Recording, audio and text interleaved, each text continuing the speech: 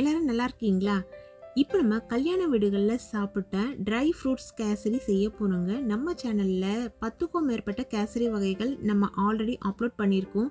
இருந்தாலும் கேசரியில் பல வகைகள் இருக்குது. இப்போ இந்த கேசரியை பார்க்கும்போதே உங்களுக்கு தெரியும், கரண்டிலையும் பாத்திரத்துலையும் ஒட்டாமல் ரொம்ப சூப்பர் சாஃப்டாக வந்திருக்கும். இதே மாதிரி கேசரி சட்டுன்னு 10 நிமிஷத்தில் எப்படி செய்யலாங்கிறத இந்த வீடியோவில் தெரிஞ்சுக்கலாம் வாங்க. முதல்ல அடி கனமா அகலமா இருக்க ஒரு பாத்திரம் ஸ்டவ்ல வச்சு சுவிட்ச் ஆன் பண்ணிட்டு அதுல 1/4 கப் அளவுக்கு தேங்காய் எண்ணெய் நான் சேர்க்கிறேன். நீங்க விருப்பப்படலனா வாசனை இல்லாத எண்ணெய் எது வேணாலுமே சேர்த்துக்கோங்க. அதுல 1 கப் அளவுள்ள ரவை சேர்த்துக்கலாம். உப்மாக்கு நம்ம பயன்படுத்துற ரவை தான் சேர்க்கிறேன். தீயை குறைச்சி வச்சிருங்க. ரவையை இதுல சேர்த்துட்டு இந்த எண்ணெயிலேயே வறுக்கணும். வாசம் வர வரைக்கும், ரவை பொரியிற வரைக்கும் உங்களுக்கு வறுக்க தெரியும்னா வறுத்துக்கலாம். அப்படி இல்லைனா ரவை சேர்த்த உடனே லோ ஃப்ளேமில் வச்சுட்டு நம்ம இந்த கேசரிக்கு எவ்வளவு காஞ்ச திராட்சை சேர்க்க போகிறோமோ அதை இதில் சேர்த்துருங்க.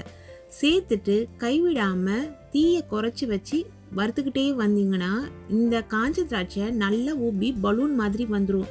சாதாரணமாக நம்ம நெய்யிலையோ எண்ணெயிலையோ காஞ்ச திராட்சையை பொரிக்கும் பொழுது நல்ல பலூன் மாதிரி ஊப்பி வரும் பார்த்தீங்களா? அந்த ஸ்டேஜுக்கு வறுபட்டு வரும். அப்போ ரவை வறுபட்டுடுச்சு அப்படிங்கிறத பிகினர்ஸாக இருந்தீங்கன்னா கன்ஃபார்ம் பண்ணிக்கலாம். வாசனை வரும், அதை வச்சு கூட தெரிஞ்சுக்கலாம். இப்போ பாருங்க, கொஞ்சம் கொஞ்சமாக இந்த காஞ்ச திராட்சை வறுபட்டு வந்துகிட்டே இருக்கு. நல்லா ஊப்பி பலூன் மாதிரி புஷ்ஷுன்னு வர வரைக்கும் வறுத்துருங்க. பாருங்க, எல்லா காஞ்ச திராட்சையுமே நல்லா பலூன் மாதிரி உப்பி வந்துருச்சு. இந்த சமயத்தில் ரவை அளந்த கப்பில் 3 கப் அளவு தண்ணி எடுத்து தனியாக இன்னொரு ஸ்டவ்வில் வச்சு நல்லா சுட வச்சுருங்க. அந்த தண்ணியை இதில் எடுத்து சேர்க்கணும். ரவையும் சூடாக இருக்குது, தண்ணியும் சூடாக இருக்குன்றதுனால இது தெரிக்கும். அதனால் ஸ்டவ்வை சுவிட்ச் ஆஃப் பண்ணிவிட்டு கூட நீங்கள் தண்ணியை சேர்த்துட்டு மீடியம் ஃப்ளேமில் வச்சுக்கலாம். 2 சிட்டிகை அளவுள்ள உப்பு இதில் சேர்த்துக்கலாம். சேர்த்து நல்லா கலந்து விடும் பொழுது ரவை தண்ணியெல்லாம் உறிஞ்சிக்கிட்டு இது போல் கடாயில் ஒட்டாமல் நல்லா உருண்டு திரண்டு வரும். ரவையும் ஃபுல்லாகவே வெந்து வந்திருக்கும். நமக்கு இது போல் ஒரு ஸ்டேஜ் வர வரைக்கும் நம்ம நல்லாவே கலந்து விடணும். கலந்து விட்டால் தான் கட்டிகள்லாம் இல்லாமல் நமக்கு கிடைக்கும். இந்த அளவு தண்ணியெல்லாம் சுருங்கின பிறகு இதில் சர்க்கரை சேர்த்துக்கலாம். 1 பங்கு அளவு ரவைக்கு 1 பங்குலேருந்து 1.5 பங்கு வரைக்கும் இனிப்பு சேர்த்துக்கலாம். நீங்கள் உங்கள் விருப்பப்படி சேர்த்துக்கோங்க. நான் இன்னைக்கு 1 கப் அளவு ரவைக்கு 1.25 கப் அளவுக்கு வெள்ளை சர்க்கரை சேர்த்துருக்கேன். சேர்த்து நம்ம கலந்து விடும்பொழுது திரும்பவும் இது இலகலாக மாற ஆரம்பிக்கும்.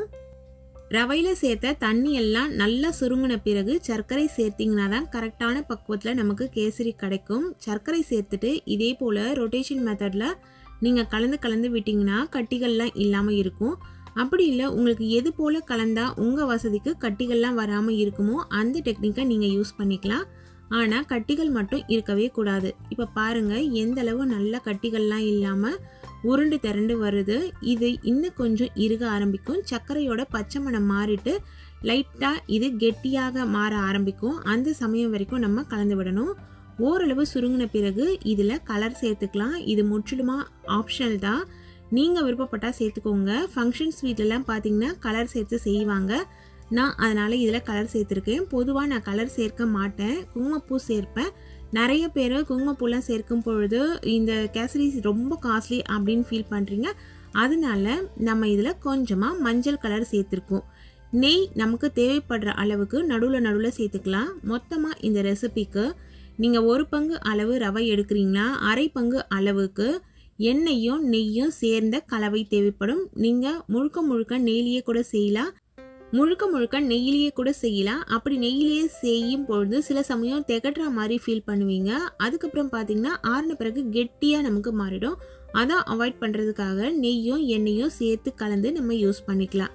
நான் இன்னைக்கு பாதி அளவுக்கு நெய் பாதி அளவு எண்ணெய் சேர்த்து யூஸ் பண்ணுறேன். நெய்யை நடுவில் நமக்கு தேவைப்படும் பொழுது சேர்த்து கலந்து விட்டாச்சு. இப்போ பாருங்க, உருண்டு திரண்டு அல்வா பதத்துக்கு வந்துருச்சு. பார்க்குறதுக்கு மணலாகவும் இருக்குது, அல்வா மாதிரியும் இருக்குது. கரண்டிலையும் ஒட்டலை, நம்ம பாத்திரத்துலையும் ஒட்டலை. இந்த சமயத்தில் ஸ்டவ்வை சுவிட்ச் ஆஃப் பண்ணிவிட்டு 4-5 ஏலக்காவை இடித்து எடுத்து சேர்த்துக்கலாம். ஏலக்காய் தூள் வச்சுருந்தீங்கன்னா ஒரு 1/4 டேபிள் ஸ்பூன் அளவு சேர்த்துக்கோங்க. இந்த ஏலக்காவை இதில் சேர்த்துட்டு நல்லாவே கலந்து விட்டுட்டு நம்ம வீட்டில் இருக்கிற ட்ரை நட்ஸு ஃப்ரூட்ஸு எல்லாத்தையுமே இதில் சேர்த்துக்கலாம். நெய்யில் வறுக்கணும் அப்படின்ற அவசியம் இல்லை. தேவையான அளவு முந்திரி பருப்பு சேர்த்தாச்சு. டூட்டி ஃப்ரூட்டி சேர்த்துக்கலாம். இதெல்லாம் அளவுகள் இவ்வளவு தான் சேர்க்கணுன்றது கிடையாது, நம்மளோட விருப்பம்தான். வெள்ளரி விதை இருந்ததுன்னா சேர்த்துக்கோங்க. இது பூசணி விதை. இது இல்லாமல் வேறு எந்த விதைகள் வச்சுருந்தாலுமே நீங்கள் சேர்த்துக்கோங்க.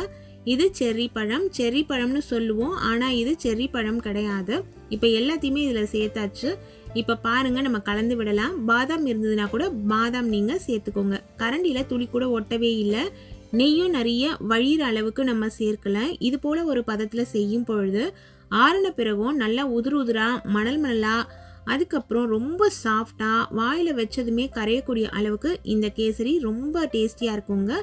இதில் நம்ம சேர்த்தோம் இல்லைங்களா டூட்டி ஃப்ரூட்டி. டூட்டி ஃப்ரூட்டிங்கிறது நிறைய பேருக்கு தெரிஞ்சிருக்கும், சிலர் தெரியாமையும் இருப்பீங்க. டூட்டி ஃப்ரூட்டிங்கிறது பச்சை பப்பாளிக்காயை பதப்படுத்தி செய்யக்கூடிய ஒரு இனிப்பு தான்.